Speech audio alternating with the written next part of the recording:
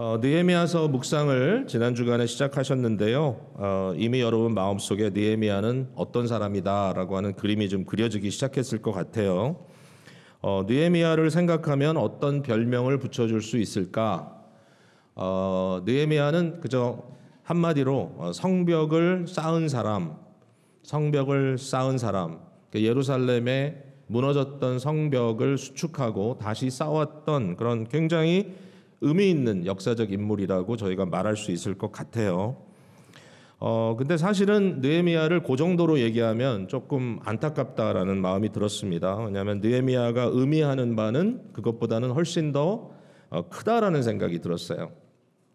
느헤미야 1장과 2장의 말씀을 지난 주간에 여러분들이 보았을 텐데 1장의 내용을 보면 그 당시 시대의 느헤미야가 어떤 사람인지를 우리가 좀 볼 수 있습니다. 느헤미야가 페르시아라고 하는 제국의 왕의 술관원이었다 이렇게 써 있습니다.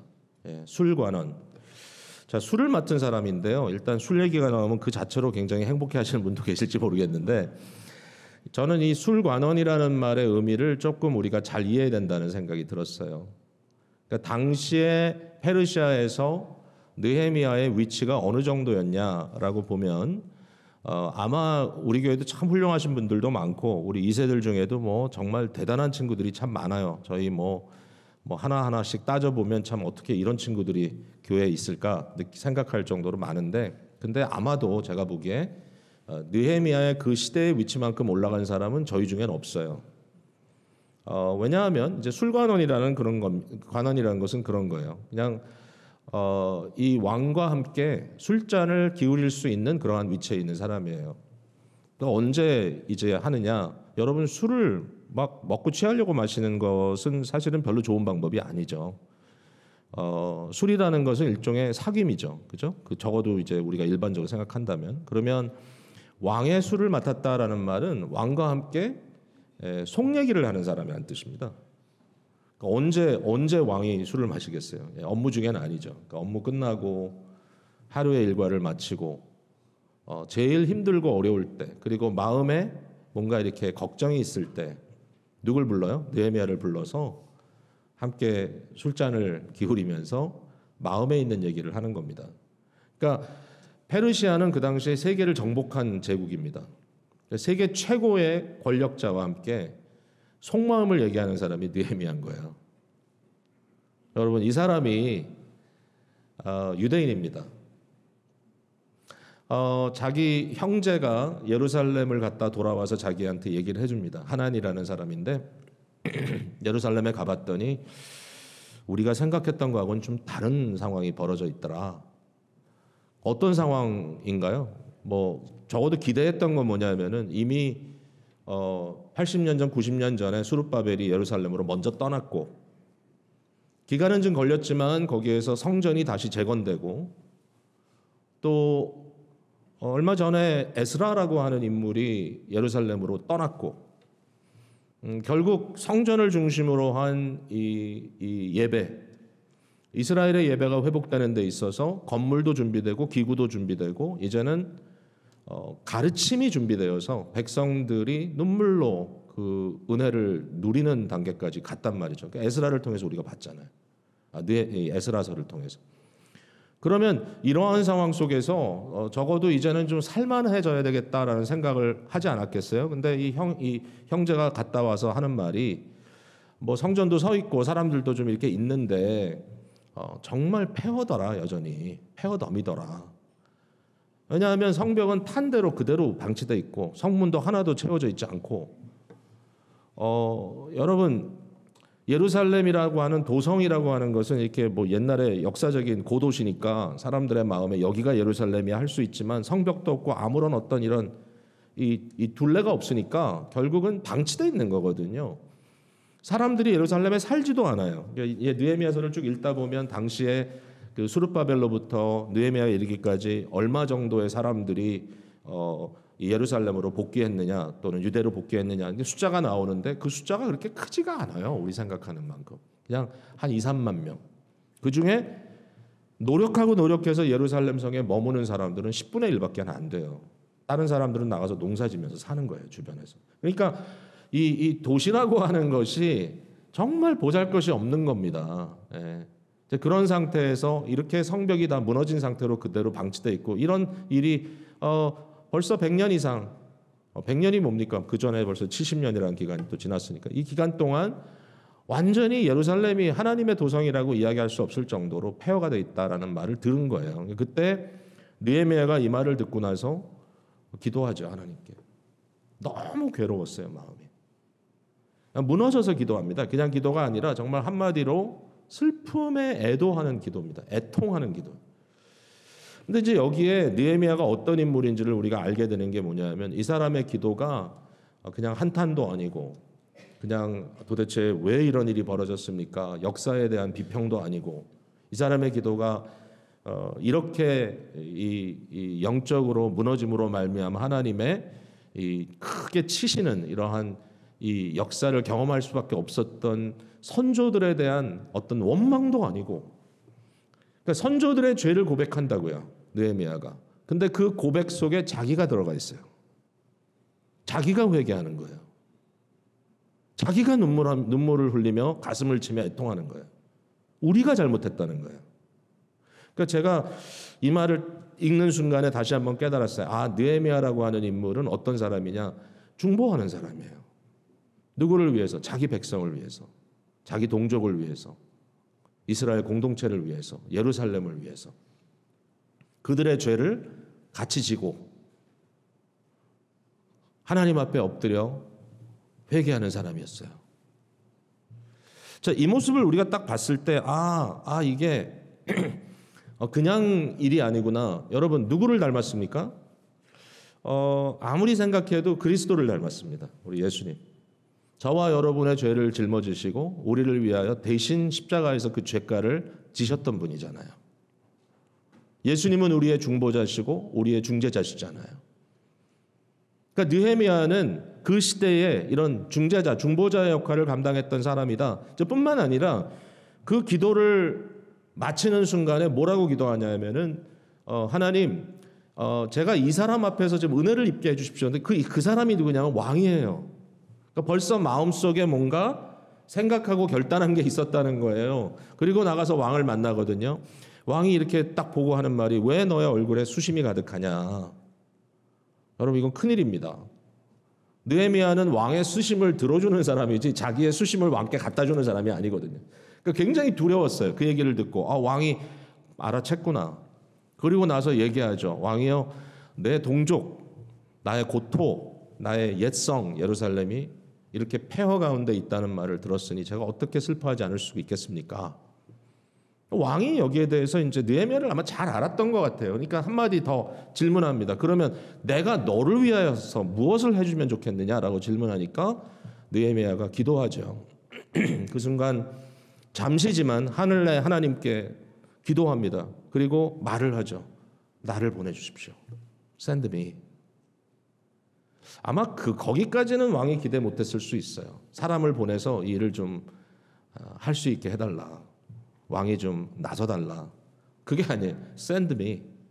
나를 보내주십시오. 거기에 대해서 왕이 굉장히 자세한 얘기를 했어요. 기간이 얼마 걸리겠느냐, 뭐 이런 여러 가지 얘기했을 때 느헤미야가 이미 다 계산했어요. 머릿속에. 며칠이 필요할 겁니다. 제가 언제 다시 돌아오겠습니다. 이런 것들이 필요하니까 이렇게 나무 목재들을 구할 수 있도록 도와주십시오. 군사들과 함께 가게 해주십시오. 결국 다 들어줬어요. 자, 직접 왔다는 거예요. 직접 왔어. 직접 가요.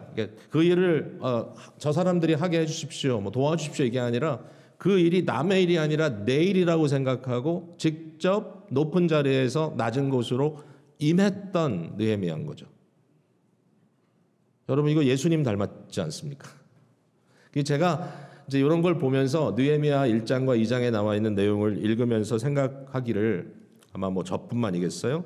느헤미야는 구약 성경에 등장한 예수 그리스도의 예표적 인물인데 그 중에도 정말 뛰어난 인물이구나. 예수 그리스도를 미리 보여줄 수 있는 참 위대한 인물이다라는 생각이 들었어요. 자, 그래서 결국 느헤미야는 성벽을 쌓으러 가죠. 그래서 그 성벽을 쌉니다. 우리가 오늘 4장으로 왔을 때 여러 주변의 사람들이 방해하고 위협했지만 결국은 모든 백성들이 한마음이 되어서 이 성벽을 건축하기 시작했어요. 어떤 사람은 자기 앞에 있는 것부터 했어요. 그래가지고 혼자 한 게 아니라 여러 사람이 함께 이어가지고 4장 6절에 보니까 전부가 연결됐다 그랬어요. 근데 높이는 절반밖에 안 됐다. 이는 백성이 마음 들여 일을 하였음이니라. 이제 어느 정도 진전이 됐어요. 이제는 성의 둘레가 다 둘러지고, 그러나 아직은 이제 그 위로 쌓아야 되는, 위로 쌓는 것도 보통 일이 아니겠죠. 어떤 의미에서 더 힘든 일이 여전히 남아 있는데, 이 성벽을 쌓는 것을 느헤미야가 주도하여서 마치게 되는 거죠, 결국은. 자, 여기 이제 질문을 하자면 도대체 이 성벽은 뭘까? 오늘날 우리에게는 성벽의 의미는 뭘까? 과연 우리는 어떻게 성벽을 쌓아야 될 것인가? 그러니까 이제 역사적인 하나의 사건으로만 볼 게 아니라 오늘 저와 여러분에게 이것이 어떤 의미인지를 고민을 하자면 저는 이제 이런 생각이 들었어요. 이 성벽은 사실은 눈에 보이지 않는 성벽일 수 있겠구나.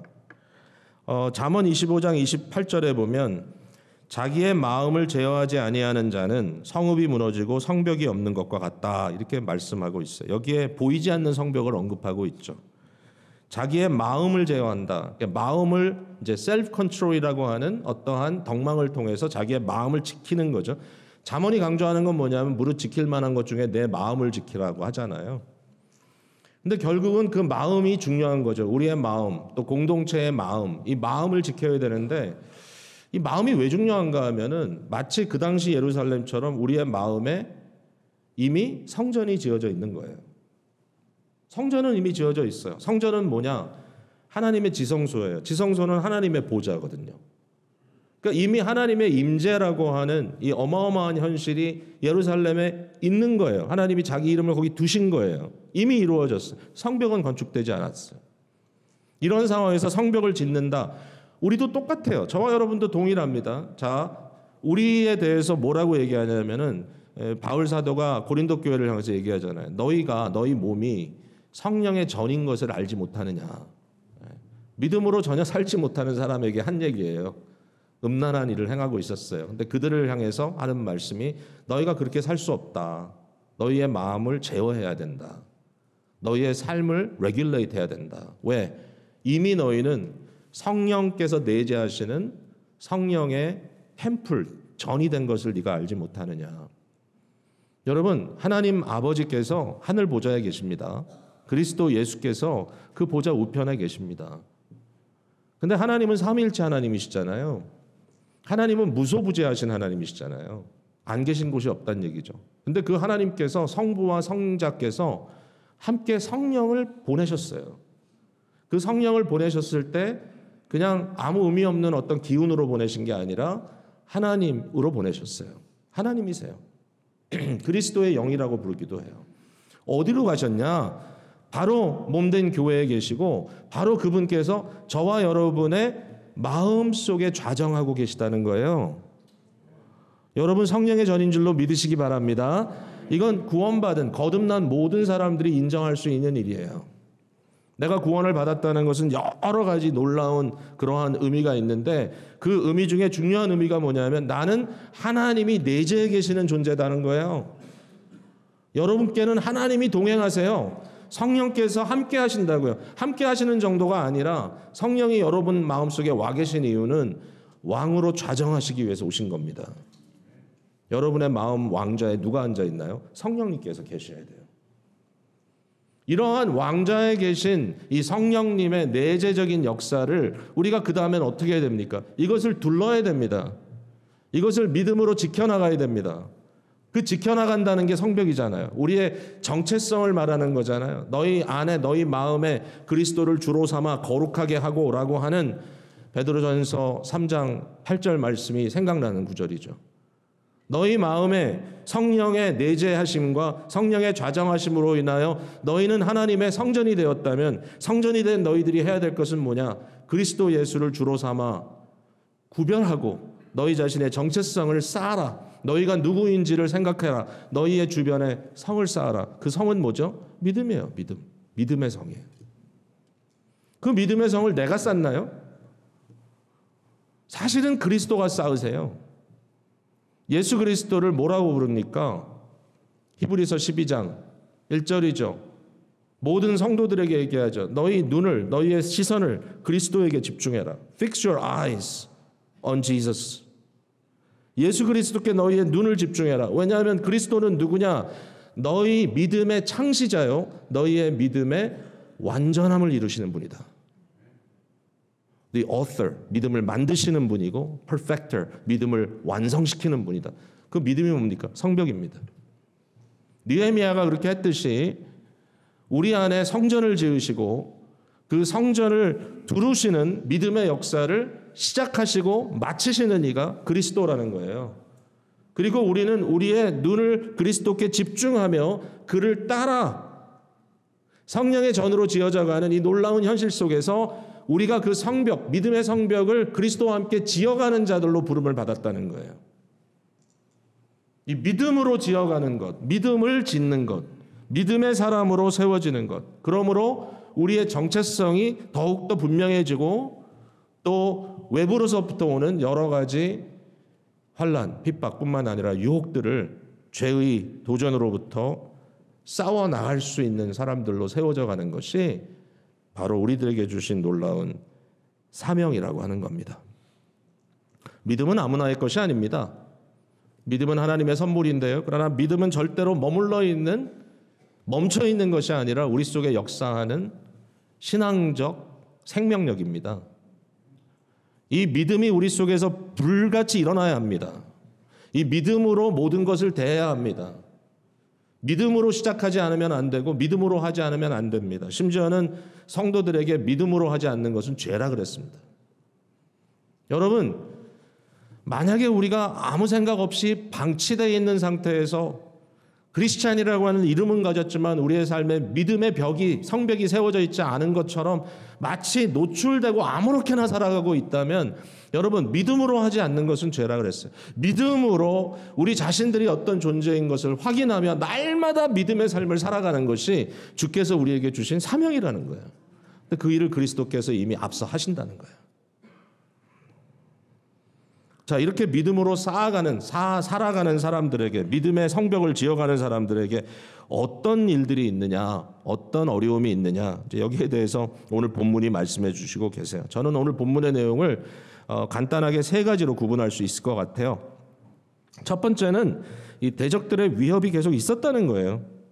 계속 대적들의 위협이 있었다는 거예요. 7절과 8절에 산발락과 도비야, 이 두 사람은 아주 그냥 느헤미야의 강적이죠. 강적. 계속 처음부터 등장하는 사람들인데 그뿐만 아니라 주위의 사람들을 동원하죠. 아라비아 사람들, 암몬 사람들, 아스돗 사람들에게 예루살렘 성이 중수되어 그 허물어진 틈이 메꾸어져 간다 함을 듣고 심히 분노했어요. 그 사람들에게 이런 이야기를 하면 서로 이제 뭘 하냐면 8절에 보니까 함께 꾀하기를 서로 막 꾸미는 거예요. 어떤 일을 꾸며가지고 예루살렘으로 가서 치고 그곳을 요란하게 하자 하기로.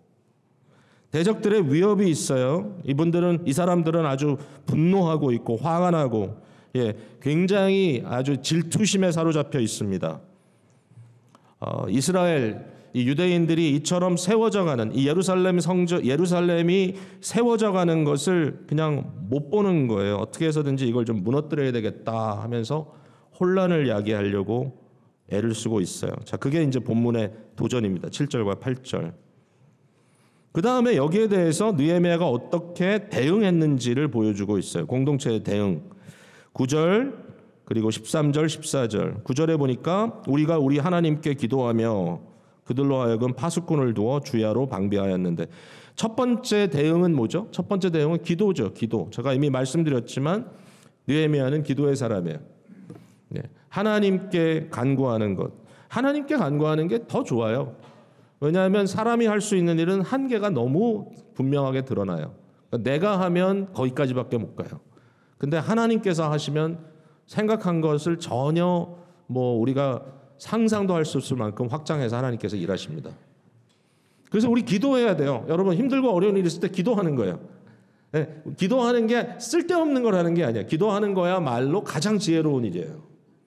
교회가 기도하고 또 가정에서 기도하고 여러분 개인이 여러 일들을 봉착할 때 먼저 기도하고 기도가 길 필요도 없어요. 느헤미야의 기도는 길지도 않아요. 느헤미야의 기도는 오직 하나님께 부탁하는 거예요. 매번마다. 하나님 이 상황에서 내가 어떻게 반응해야 되죠? 잘 모르겠습니다. 하나님이 하십시오. 하나님 이 상황에서 이걸 어떻게 지키죠? 저는 못하겠습니다. 하나님이 하십시오. 하나님께 기도한 거예요. 자, 그 다음에 어떻게 했냐면은 방어막을 쳤어요. 방어막을. 파수꾼을 두었어요. 13절에 보니까 내가 성벽 뒤에 낮고 넓은 곳에 백성이 그들의 종족을 따라 칼과 창과 활을 가지고 서 있게 했다. 군대를 조직한 거예요. 무기를 손에 들려줬어요. 나중에 보면 결국은 사람들을 나눠요. 일하는 사람, 지키는 사람. 어떨 때는 거꾸로 또 바꿔서 하고. 또 이제 하다 보면 너무 급하니까 한 손에는 무기를, 한 손에는 또 일하는 장비를 들고 벽을 쌓으면서 또 한쪽으로는 지켜요. 그 다음에 나중에는 밤에도 보초를 서요. 밤낮으로 일을 해요.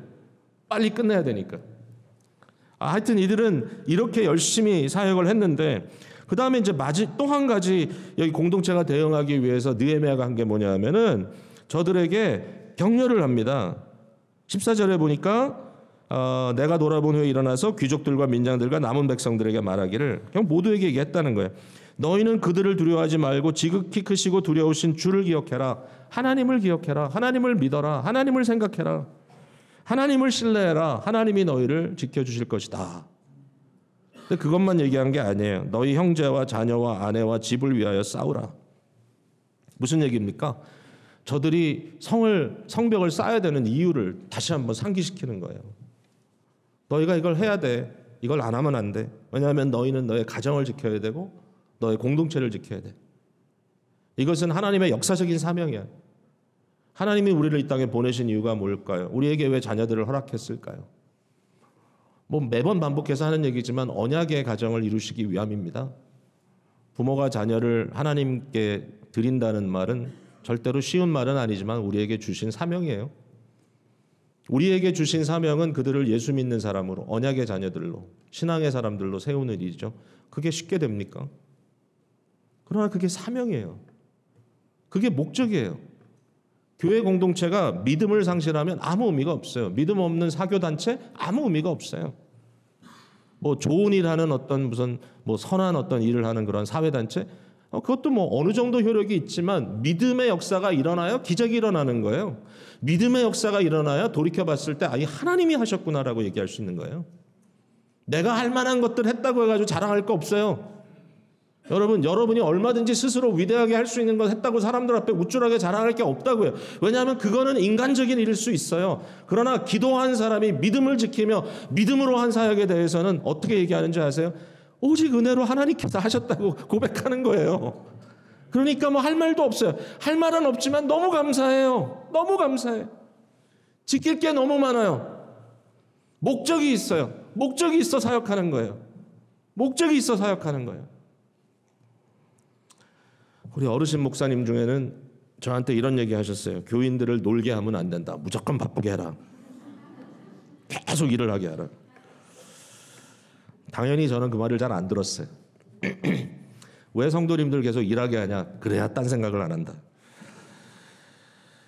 예, 제가 공산주의자들이 하는 방법을 보니까 공산주의자들이 노동을 그렇게 중요하게 생각합니다. 왜 노동을 중요하게 생각하냐면 노동을 해야 잡생각이 안 든다는 거예요.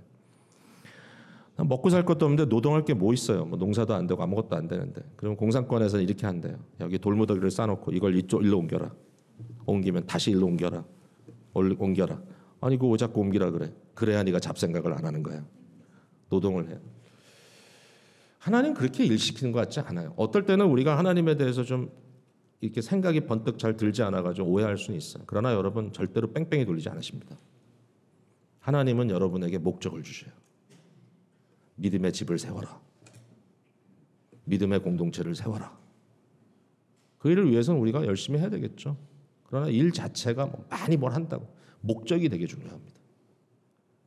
그러니까 여러분께서 하시는 모든 일들에 대해서 그 생각을 한번 해보세요. 목적. 내가 이 일을 왜 하지? 우리 교회에서 왜 일을 해야 되지?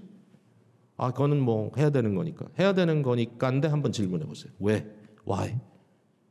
결국은 그 목적이 나의 존재의식과 하나님의 어떤 소명, 뭔가 나의 정체성과 나의 하는 모든 일과 맞닿을 때 의미가 있는 거예요.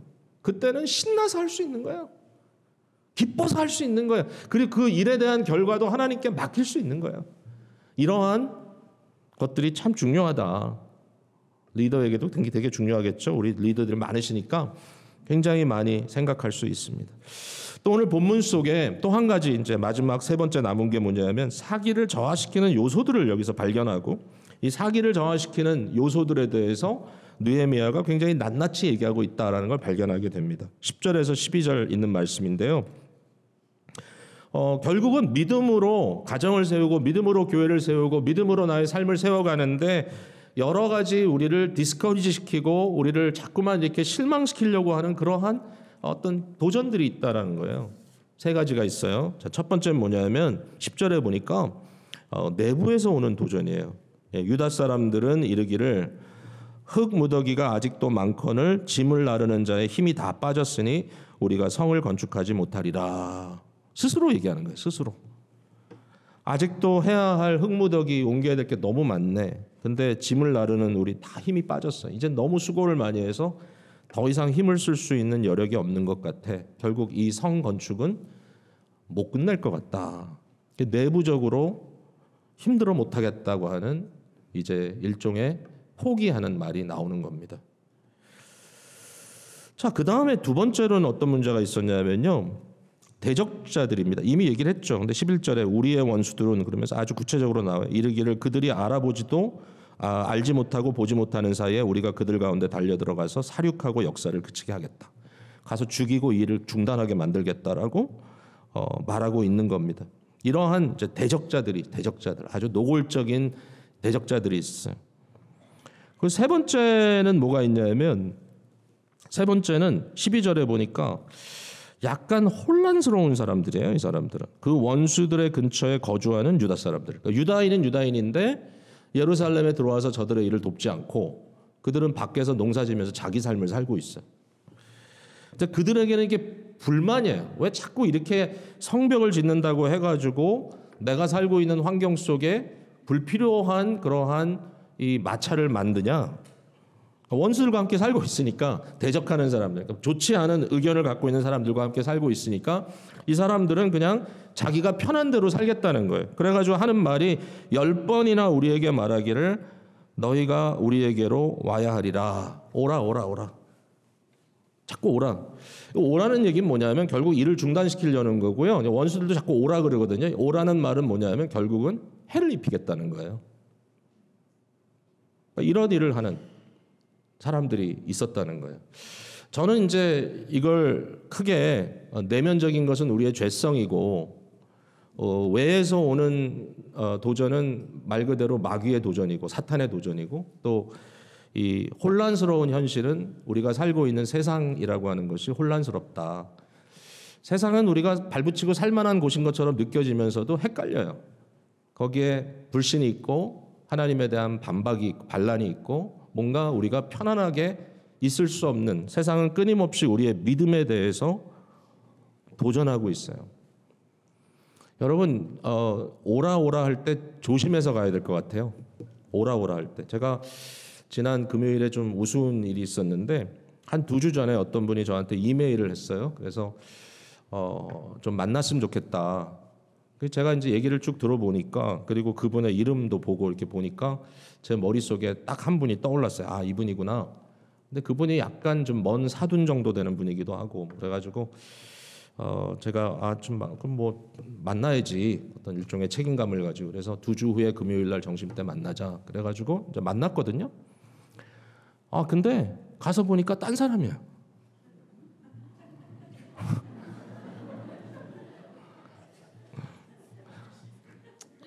제가 이게 맛이 갔죠?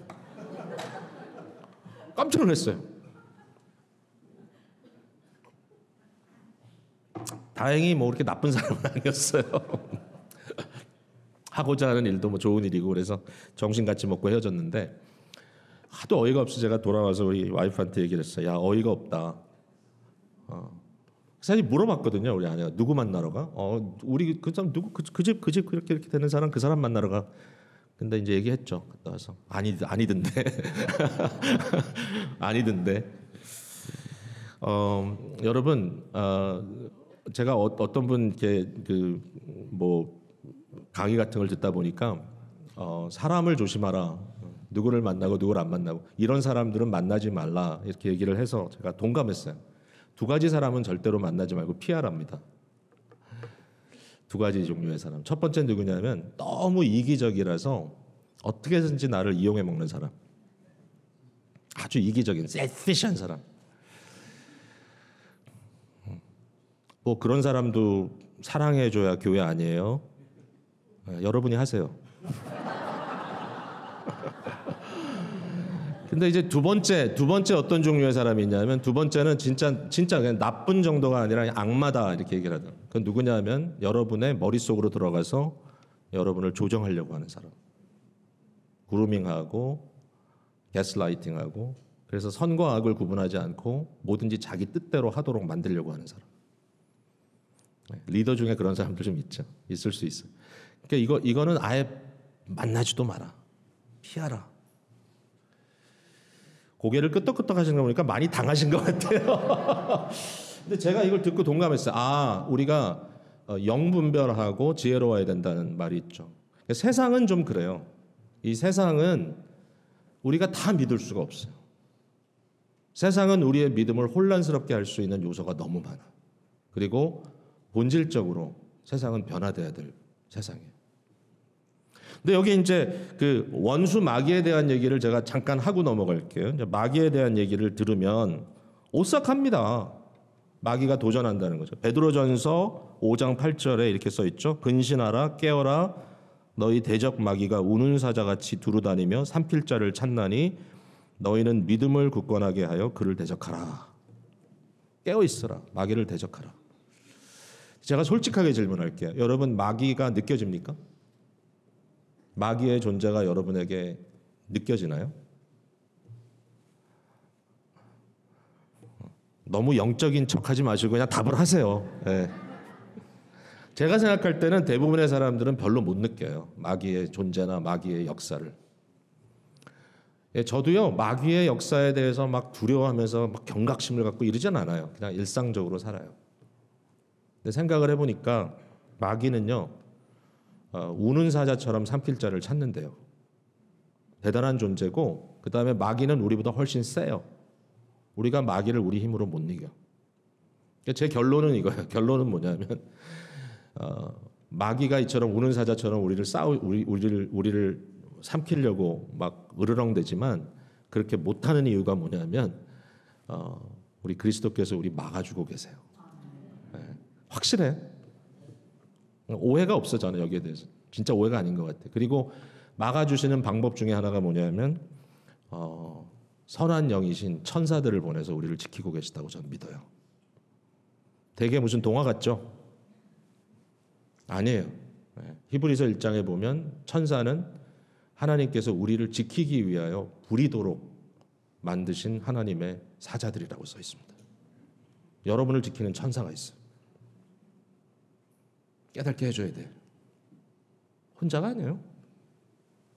그리스도께서 우리를 지키시는 거예요. 그러니까 사탄이 이렇게 뭔가 이렇게 틈타려고 막 교묘하게 다가오지만 그러나 사탄이 우리를 삼키지 못하는 거예요. 음부의 권세가 이기지 못하리라. 삼키지 못해요 교회를. 왜? 그리스도께서 천국과 천사로 지켜주시는 거예요. 믿으시기 바랍니다. 이거 믿어야 돼. 아멘. 아멘. 아멘. 우리 안에 있는 죄성에 대한 문제도 우리가 깨달아야 돼요. 죄성이 있어요. 우리를 자꾸 죄로 자꾸 뭔가 이렇게 그쪽으로 흘러가도록 만드는. 근데 여러분 이거 잊지 마세요. 로마서에서 우리가 배웠죠. 우리는 더 이상 죄의 종이 아니에요. 죄의 종이 아니에요. 죄의 종이 아닌 이유가 왜 그렇죠? 그리스도께서 그의 구속사역을 통해서 우리를 해방시키셨어요.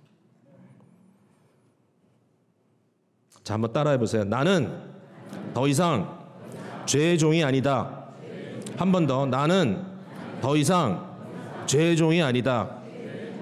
여러분, 세상이 우리를 또 마귀가 이처럼 우리 속에 있는 어떤 죄의 흔적과 기억과 죄성들이 우리를 무너뜨리려고 하잖아요.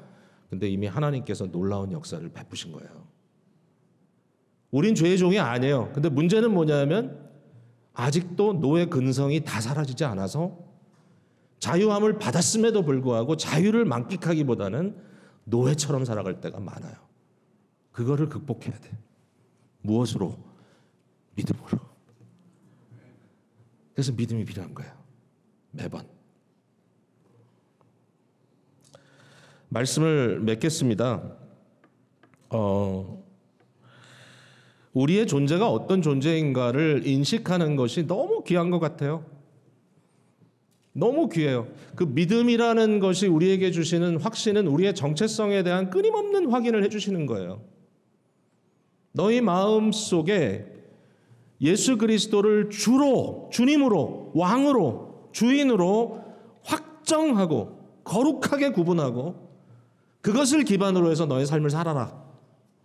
믿음의 성벽을 쌓고 믿음의 삶을 지켜나가라. 여러분, 절대로 아이들을 양육할 때나 여러분 자신들에 대한 생각을 할 때 아무렇게나 해도 된다고 생각하지 마시고요. 뭐 애들이 똑똑하니까 알아서 하겠지. 여러분, 똑똑한 거하고 바른 거하고는 달라요. 똑똑해서 바르지 못한 사람이 더 많아요. 똑똑하기 때문에 문제는 교만이에요. 교만처럼 큰 죄가 없어요. 교만한 마음을 가지게 되면 어떻게 하는지 아시죠? 하나님도 자기가 평가합니다. 하나님의 말씀도 자기가 평가하고요. 되는 모든 일들의 기준이 자기예요. 자기 머리, 자기 생각. 난 똑똑하니까. 나는 모든 걸 아니까. 여러분, 그건 크리스찬이 아니에요. 자기를 믿는 거지. 그 마음 중심에 그리스도가 계신 것이 아니라 자기가 있는 거예요. 믿음이 먼저예요. 믿음이 있으면 그 믿음에 의해서 이해가 돼요. 나의 이성과 나의 판단도 믿음이라는 기관차에 실려서 제대로 해야 될 역할을 감당합니다. 여러분, 타락한 이성은 무섭습니다. 타락한 이성 때문에 수많은 사람들이 악한 일을 통해서 멸망당하고 있어요. 악을 행하는 사람들이 똑똑하지 않나요? 똑똑합니다. 근데 그들의 이성은 거듭나지 못한 이성이에요.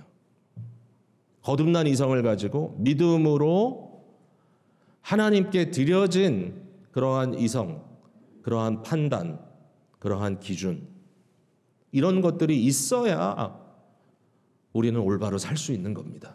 그래서 그것이 하나님을 영광스럽게 하는 믿음의 삶으로 나타나게 되는 거예요. 여러분들은 언약의 백성이에요. 여러분 자녀들에 대해서 여러분들은 언약적 권위를 갖고 있어요. 언약적 권위는 여러분이 언약의 대표자로서, 언약의 중재자로서 여러분 가정 앞에 서 있다는 거예요. 아버지 되신 분들, 할아버지 되신 분들, 그 언약적 권위를 가지고 축복하세요, 자녀들을. 쉬지 말고 축복하시고 손주들을 위해서 쉬지 말고 축복하세요. 그리고 그들에게 단호하게 얘기하세요. 믿음으로 살라고. 아무렇게나 살다가 뭐 되겠지. 뭐가 됩니까? 하나님의 은혜가 있지만 그러나 믿음을 떠난 이야기는 의미가 없습니다. 결국 거기로 돌아가게 되더라고요. 믿음의 벽을 세워라. 믿음으로 지켜라. 믿음으로 기도해라. 이거 우습게 생각하지 마세요, 여러분. 절대로 이 말씀을 흘리지 마세요. 지금이라도 여러분이 이런 말씀을 들을 때 그냥 후회만 하는 걸로 끝내지 마세요. 또는 뭐 쓸데없는 얘기라고 그렇게 생각하지 마세요. 언제든지 우리는 안 늦었어요. 어느 시기든지 언약의 가정이기 때문에, 언약의 교회이기 때문에 믿음으로 돌이키는 역사가 우리 가운데 일어나야 합니다. 이렇게 마무리할게요. 시편 127편 1절에 이렇게 써 있어요. 여호와께서 집을 세우지 아니하시면 세우는 자의 수고가 헛되며 여호와께서 성을 지키지 아니하시면 파수꾼의 깨어 있음이 헛되도다. 하나님이 지키지 않으면 헛되고 하나님이 세우지 않으면 헛되다. 여러분, 우리가 이렇게 해야 됩니다라고 큰 소리 쳤지만 결론은 뭐냐면 하나님께서 지키시고 세우셨기 때문에 가능하다는 겁니다. 하나님께서 하신 거예요. 감사해야 될 것 같고 오늘까지 우리가 살아오면서 믿음의 어떤 흔적을 가지고 그래도 여기까지 버티고 온 것 하나님의 은혜입니다. 주께서 세우지 아니하시면 세우는 자도 헛되고 주께서 지키지 아니하시면 지키는 자도 헛됩니다. 오직 주님의 은혜 때문에 우리가 여기에 있습니다. 라고 일단 감사하는 마음으로 가득 채워지는 주의 귀한 성도님들 되시기를 주님의 이름으로 축복을 드립니다.